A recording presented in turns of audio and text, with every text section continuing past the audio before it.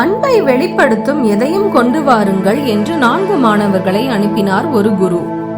ஒரு மாணவன் தனது கைகளில் மலர் கொண்டு வந்தான். இன்னொருவன் வண்ணத்து பூச்சி கொண்டு வந்தான். மற்றொருவன் ஒரு குஞ்சு பறவையை கொண்டு வந்தான். முதலில் சென்ற மாணவன் கையில் ஏதுமின்றி வந்தான். ஏன் என்று குரு கேட்டபோது அவன் கூறினான், நானும் மலரை பார்த்தேன், அழகாய் இருந்தது, செடியிலேயே இருக்கட்டும் என்று விட்டுவிட்டேன். வண்ணத்து பூச்சியை பார்த்தேன், அழகாய் இருந்தது, சுதந்திரமாக பறக்கட்டும் என்று விட்டுவிட்டேன்.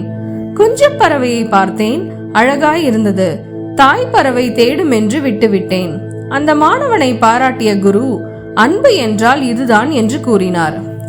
இங்கு குரு சொல்லும் பாடம், அன்பு என்பது எதையும் பிடித்து வைப்பதல்ல, எதையும் வற்புறுத்தாமல் அதன் இயல்பில் இருக்க செய்வதே உண்மையான அன்பு என்று மாணவர்களுக்கு விளக்கினார் அந்த குரு.